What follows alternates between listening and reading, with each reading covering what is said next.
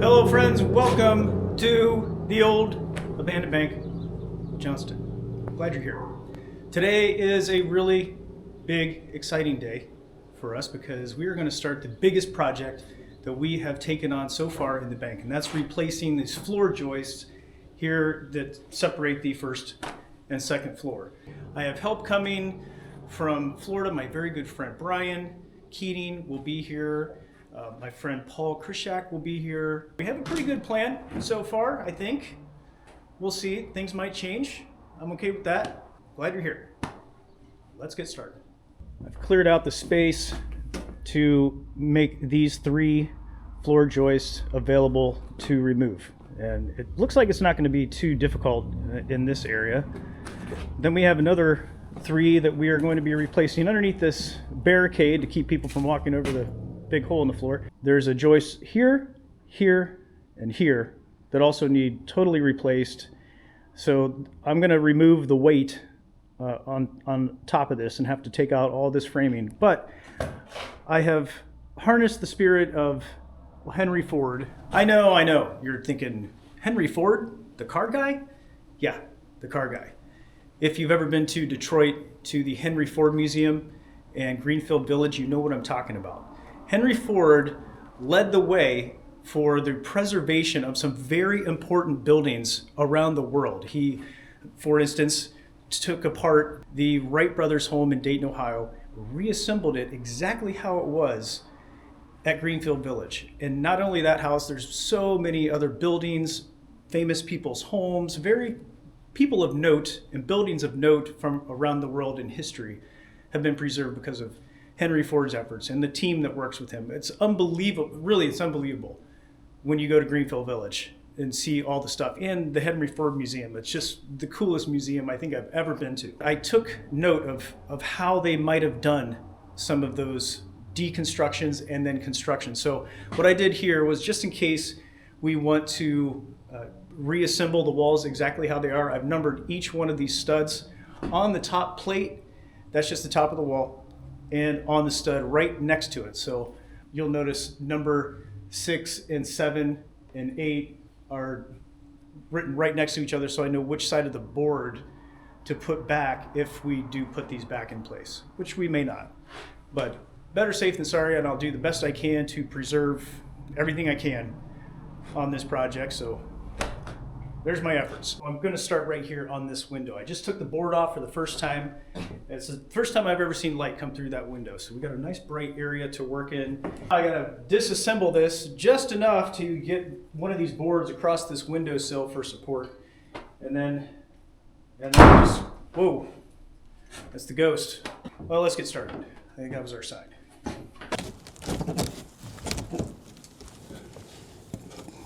Gotcha.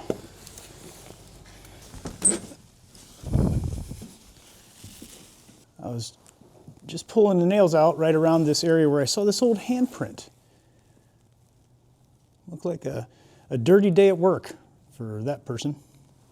No telling how long ago this board was put up there. I think this apartment or office space hadn't been in use for a long time.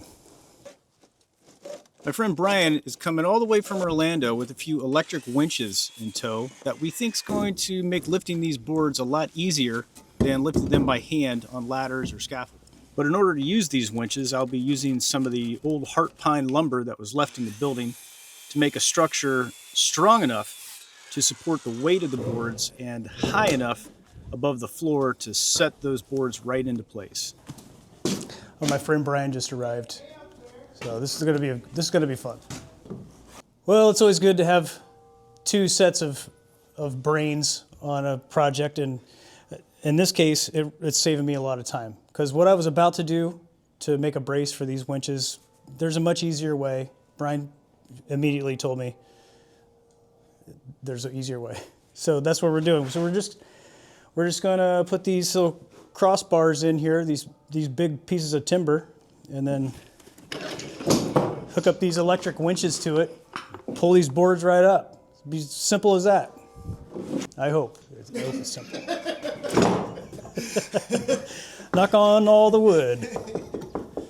A lot further back, you would say? I wonder if it could just shove over a little bit. This one looks like, might have to cut it right there.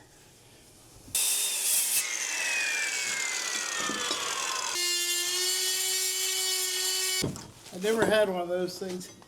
Harbor Freight, $60, like 15 years ago. Yeah. Yeah, one of the greatest tools I've ever had. This is what we're looking at. Got this pipe, I think that was a gas pipe because there's no corrosion on the inside. And it goes into the joist and through it, like all the way through. What a trip, and we're seeing a lot of these tubes from the knob and tube electrical system here. Keeping all those little parts and pieces. This is there. Now that could go around that and run attach it somehow. Cut it. It there. Drop it. See what happens. Yeah. I'm down. Wow. I mean, I know. what the hell? That's all that's holding that thing. What? And over there, it's pinned in by one nail. One nail's holding that whole thing up on that side. What? Somebody didn't know what they were doing at all. Guess we should take a couple of those out. That works. Nice.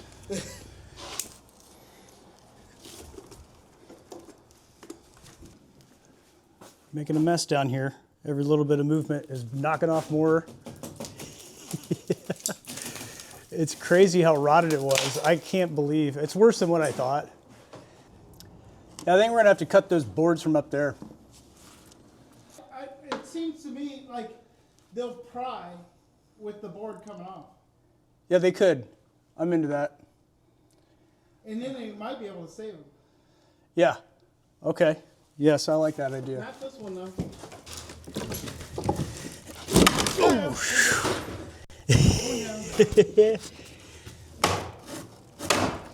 Yes.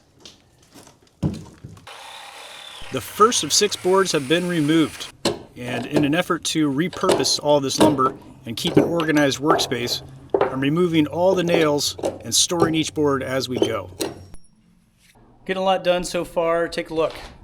Got a lot of the flooring out, the rotten stuff. The way that we're going to get these rafters in might be a little bit of a challenge.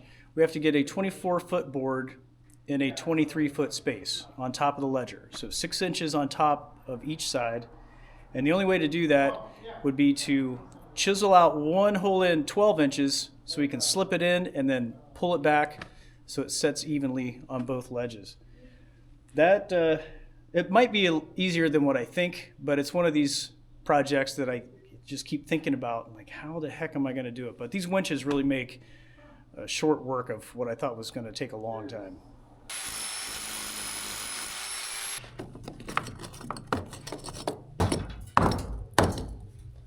We're using our 100-foot tape. Comes in handy quite often. Although a laser is very accurate, I like using a physical tape measure for these precise things. We got 22 foot, 10 inches. Okay.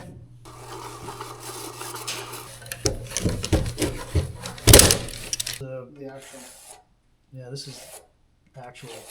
I'm just getting that. That's our 23 foot, 10 inch maximum length that we want. Yeah. And I'll use that template. Yeah. That looks good to me.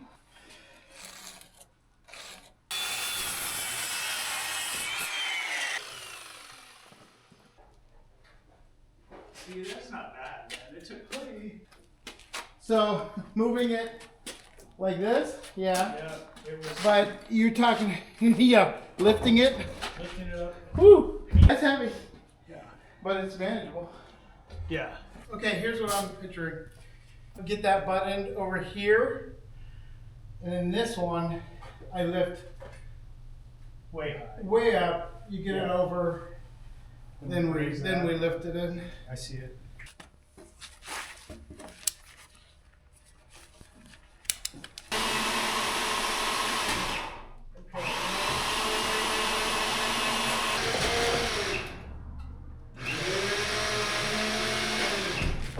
That's good.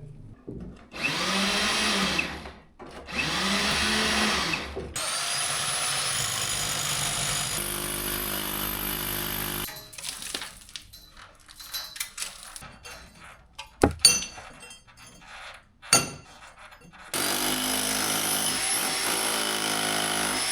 little hard to see up here, but there it is. Got it all cleaned out.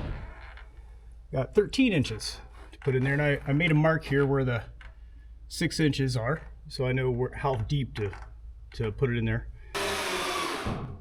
It's working. I've almost had to round off the corners of the top of the boards just to get them in there. If you can imagine just a square board going into a square slot at an angle, it's not going to work. So just rounding off that edge helps it slip right up in there. I've had to use my persuasion bar a couple times, but I expect a little bit of moving and shaking. But it's a lot easier than what I thought it was going to be. I've had to move my operation just a little bit, adjust some things. We're so close. We've got about 4 inches to go to lift this board before we can get it in the hole.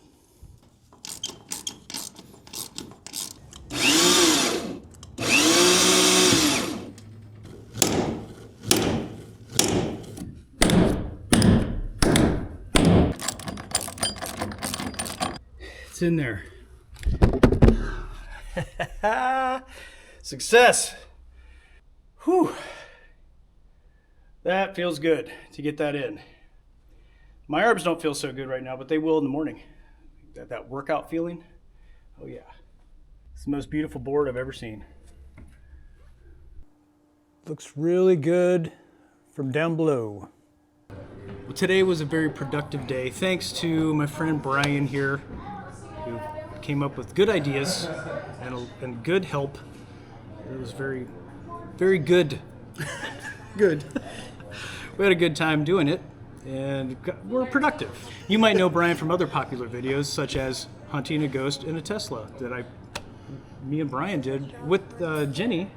Yeah. I don't know, a couple years ago. We didn't really find any. Well, I think we did.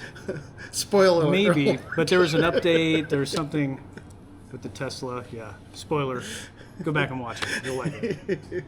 We had a good time today. Just taking a break. Brian's heading back up north, and then or south. Yeah, because I don't live in Florida anymore. I'm used to saying north.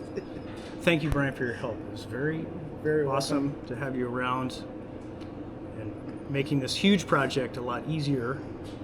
If you want to know more about what Brian does, well, I'll put a link to his company below. KitemanGroup.com is where you want to go. It's the coolest company on the planet of Earth. That's who I work for sometimes when I'm flying kites. It's for him. He's my boss. Yeah, we don't really work. We just have fun. That is true. Thanks, Brian. Now it's time to eat some pizza and then get back to work early in the morning. Well, not for you, for me. Yeah. We're back. We're a couple of days delayed because of an ice storm that came through the area, but we're back at it and getting some things done. Today, I'm going to work on taking down these walls. There's just too much weight on the joists that we have to replace, the three right underneath this wall behind me and the one right behind that. So in order to do that, we have to take down some other structural parts of this wall. So we're going to take down everything in here. Maybe leave up one wall, but I doubt it. I think we're just going to start fresh and put these in anew. When they built these for the plaster and lath, the studs weren't exactly perfect going down. They're close, but they're not exactly perfect because the plaster goes on, and that's where the smoothing out and the leveling comes in. It wasn't necessarily all due to the studs as much as it is by today's standards with drywall and so on. So we're going to probably have to reframe this stuff anyway, so I don't feel so bad taking it down. We're going to be able to see where the walls were, and again, I numbered each one of these studs, so just in case we want to put it back exactly how we had it, we can. Well, we're going to get started on that. I am going to try a method to do this by myself because I already cut the bottoms of the studs. I'm going to cut the tops now, and I don't want them to fall down while I have a saw in my hand. So I made a little rig up here with some bungee cords, wrapped a cord around the top and the stud, and we'll see if it works. It probably will.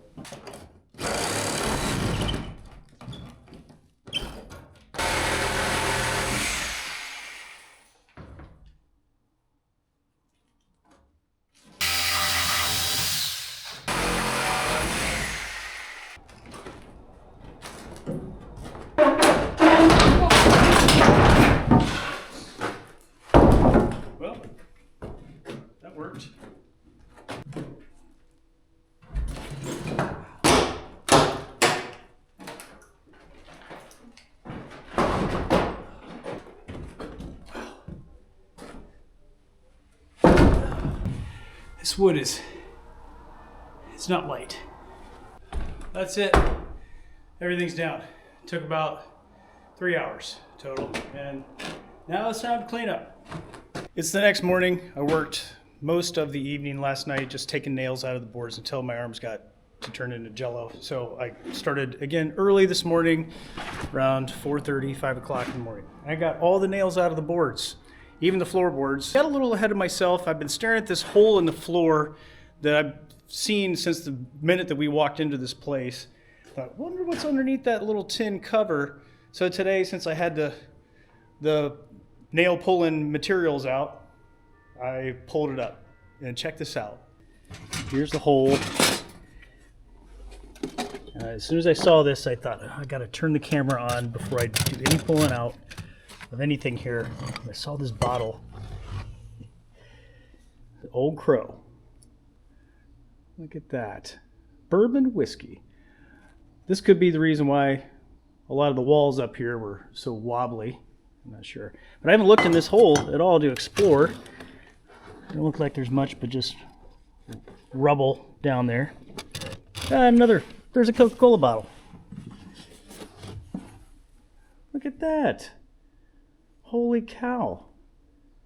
Oh, it says Aiken, South Carolina on the bottom. It's a heavy duty bottle. Very heavy. Yeah. I get sidetracked easily. I got to finish cleaning up this mess now. Just the cleanup of this has taken about 4 hours. And we're still not totally done. But once we're done with that, then I'll be ready to start tackling the framing of this. You can see, well, you can't see right now. I know you can't because there's so much stuff in the way.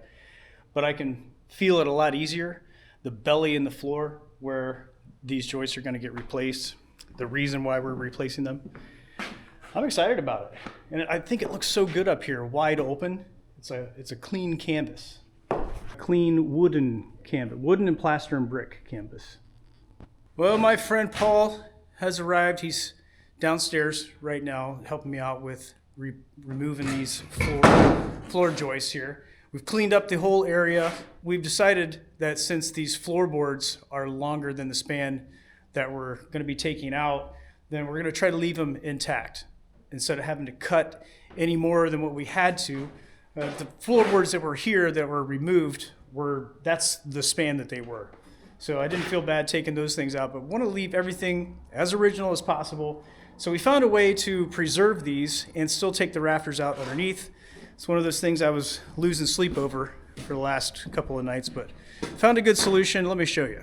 I've already removed that one, and it really didn't take that long. This is the tool we'll use. This and the Sawzall, but this worked great. It got right underneath the floorboards and cut those nails right out.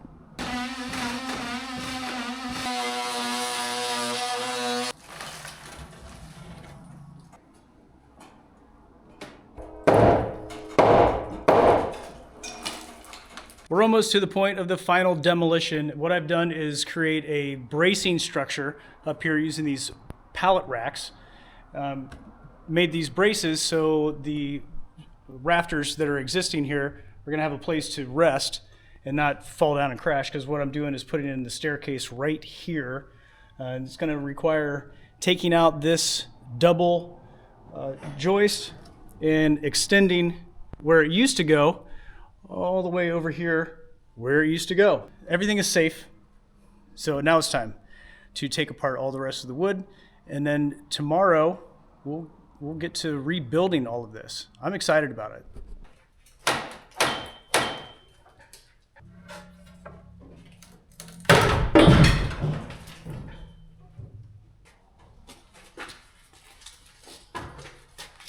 Now I'm at the point where I'm taking apart the framing from the old stairwell, and here is where it was cut.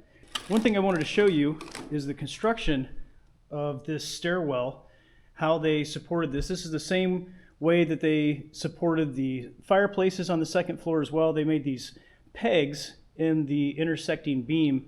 This one particularly goes through both of the beams. Some of them are not like that, like this one down here, it only goes through one of the beams, the two pegs, but both of those, both ends of this double joist got pegs on it that go into this intersecting beam as well. So So I'm going to try to duplicate that in the rebuild. I happen to think that the way that they constructed this is superior to any way that we have today with joist hangers and so on. I'm sure it's all secure and safe and everything, but the original way seems to be really strong. Every one of these boards is perfectly level still from the day that they installed this. It's all stayed exactly in the right position, minus some sagging because of the poor craftsmanship of the people remodeling who knows when.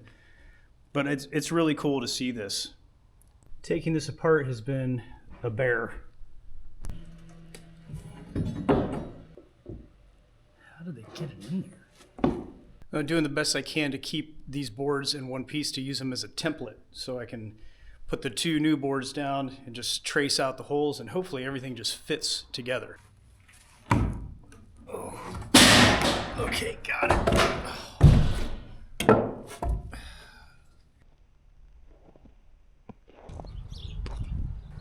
Late last night, my friend Paul and I finished cleaning up everything upstairs. We got everything totally demoed. We're ready to begin the installation of the new boards. And well, there's Paul now. It's the next morning. We worked until it started snowing too much, which is very unusual for this part of the state of South Carolina, the peach capital, to have this much snow. There's about, here, I'll show you outside. About an inch of snow everywhere. Even far south of us, my friends in Baton Rouge, they had a lot more. They had 7 inches of snow down there. It's crazy. Today we're going to begin the rebuild. Paul and I are about to start taking some measurements for the new boards, and I'm excited about this.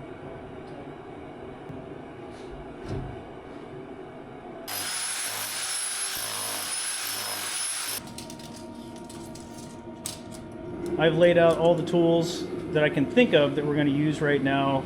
We're going to be using these timber lock screws. They're rated higher than nails. We're also going to be, for shear strength that is, and we're also going to be using some of these construction screws, some 16 penny nails. This is not those, these are more timber locks, but we're going to be using it all. And all these boards were pretty rough looking. They just were wet and had a lot of sawdust on them, so we're going to quickly go over them with 80 grit sandpaper and clean them up before we get them up into place. These are the boards that we took down. We're going to use this as a template. We're just going to lay these out on the new board, trace it out, and then go ahead and cut them out.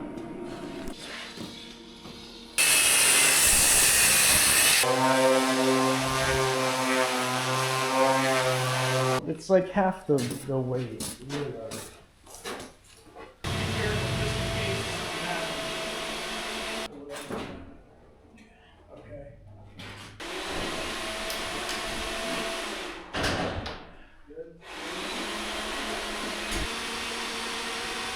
Okay, that's good enough right there to wedge it up. Yep. I think we're good.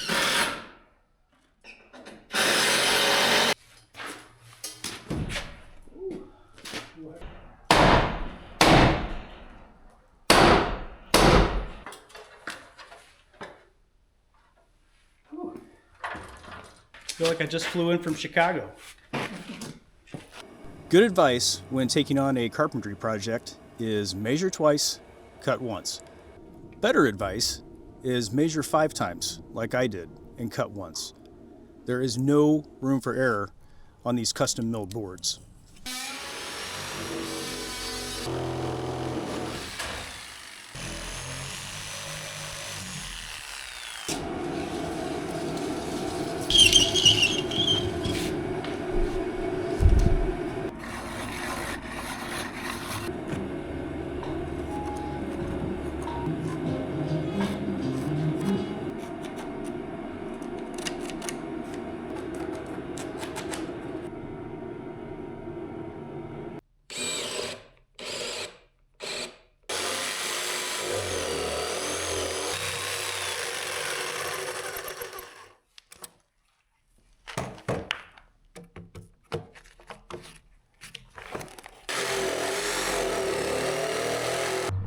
Break time.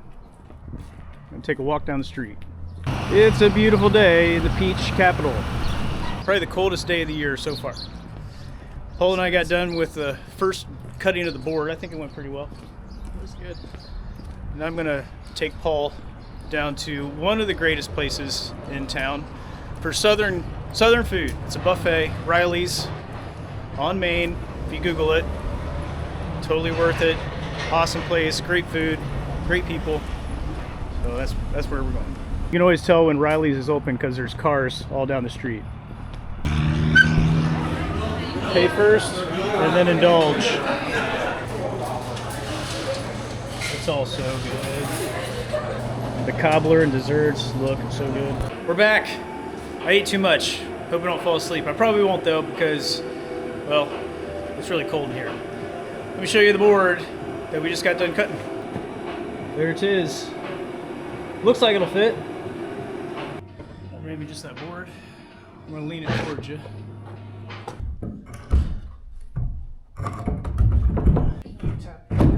That's it.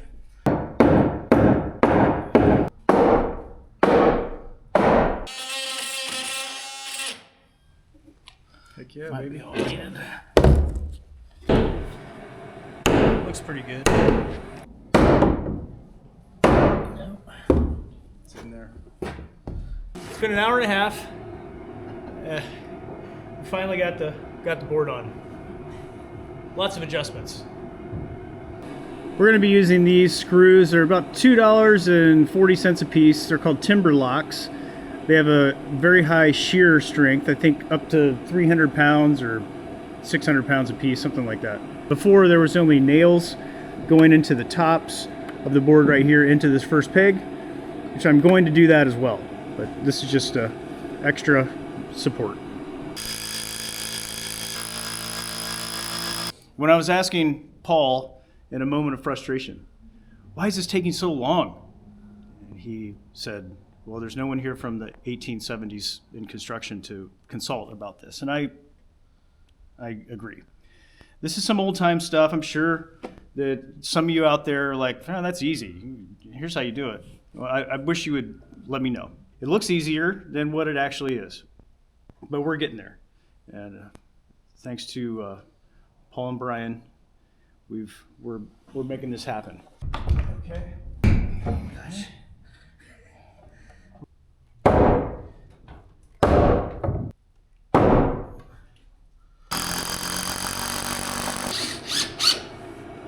Awesome.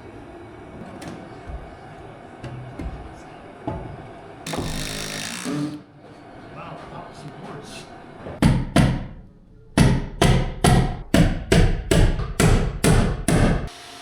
The last board we had to get into place went up with ease. Due to some slight weather damage, one more board needed sistering, and with the help of those electric winches and the timber locks, we were able to get it into place and set it securely, adding even more support to our already very sturdy floor. Might as well mix up the rest of the bag. Yeah. We made sure all the boards were square before installing our cross braces in the middle, and finally the bricks and mortar at the ends of each board. And that's it.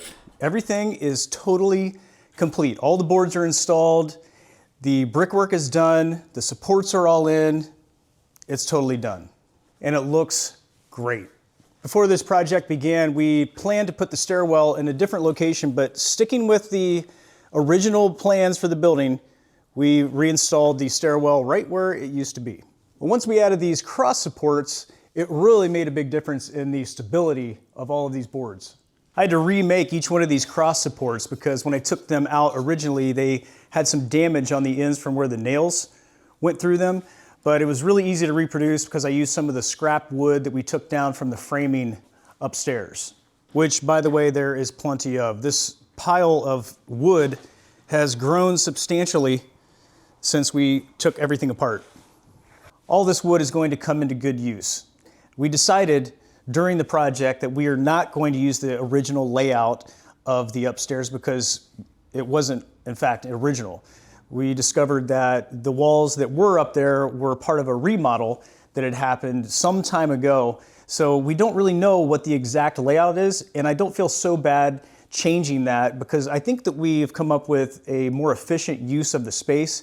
So we'll use the same wood to frame out the new layout, but we're still not quite sure exactly how that's going to go.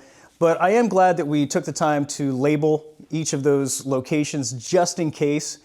It's good practice for the future.